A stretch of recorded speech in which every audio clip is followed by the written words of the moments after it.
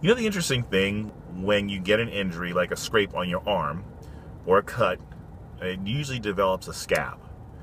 And that scab usually covers the injury to afford the body the time to properly heal, so that the skin can be restored back to its original condition before the injury. And so we understand that when it happens with the body physically. But then there are sometimes issues that need to happen with the body or the mind or the soul or the spirit on the metaphysical level.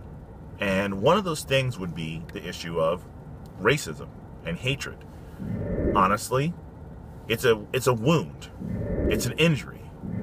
And we have all these ministries and efforts for racial reconciliation, and having these discussions and topics about the pains of racism.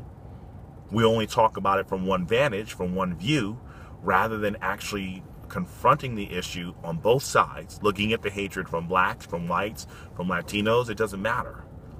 But there never is any healing because we're constantly picking at the scab. We're picking at the scab of true healing rather than allowing simple works of charity and building healthy relationships to actually foster the true healing that we need. And sadly, we see all these horrible efforts in and outside of the church to raise awareness of people's plights, but we do nothing to build or foster real relationships to end the discomfort that people have. See, instead of sitting here and talking about reparations, instead of basically wanting to say that we want to heal people or we want to hear their pain and we want to feel and experience what they went through, you get nothing accomplished except evoking more emotions of frustration and anger. I say it this way. If you were truly concerned about what people had gone through in the issue of slavery, Jim Crowism, segregation, and you want to foster some change and healing, here's a better chance. If you feel that you want to follow this unbiblical and erroneous doctrine called white privilege, here's your chance.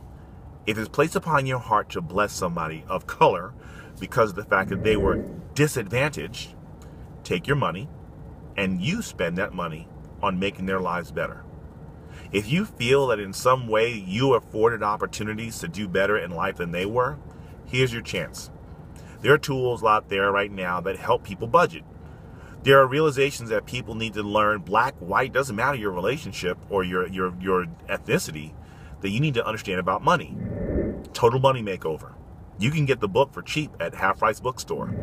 For less than $10, you can get a book to an individual who, if they're willing to learn, if they're willing to apply the principles, their lives can become so much better even if they don't have money. It's because it's the whole idea of them understanding how debt affects and keeps them in bondage. It's about how credit cards will keep them in bondage if they allow themselves to be controlled by consumerism rather than contentment.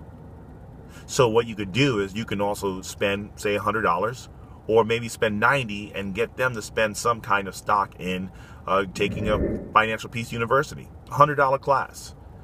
And you could spend you can spend $90, they spend $10, so that they can get the basic necessary skills in how to manage their money. But to sit here and decide that we want to blame white people, to sit here and believe that we need to accost other individuals or take away from other individuals just to level the playing field, that's unbiblical, period. Because think about this. If anybody who could have solved the problem of inequality, it would have been Jesus. But Jesus said the poor you'll always have with you.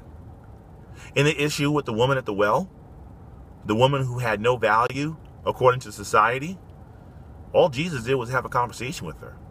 He gave her value, talking to her and treating her better than the other people.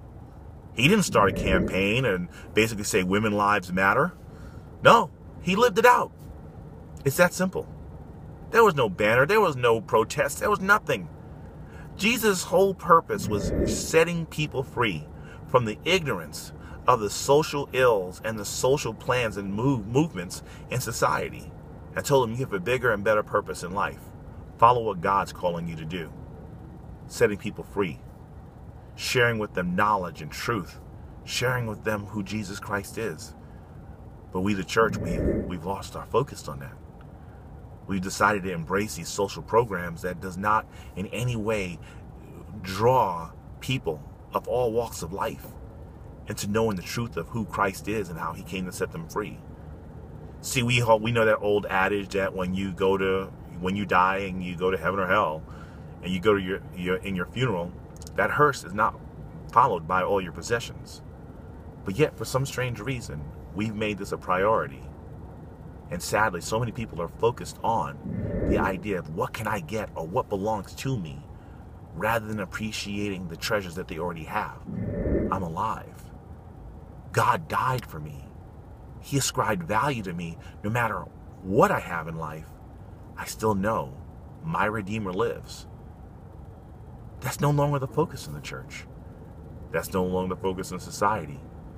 And a friend said earlier, and really powerful, is that the church is responding to the issues of society rather than leading society in the way to respond to situations. See, because if our Christian character and principles and foundation is supposed to really be what guides us, we should be leading the way in how to deal with issues like racism and inequality. It's by coming alongside and encouraging people, not trying to force the legislation to change things that even God himself didn't do. Because remember, if God wanted to change it, he could have, but he didn't. Jesus came here focusing on our need to understand our sin, our depravity, and our need to bow the knee to God. Jesus didn't have social programs. He didn't need social programs because the most important thing is people's hearts and where they're going to end up spiritually, for eternity. And we're focusing so much on these trivial things like people having the same house, same car, same education, same health care.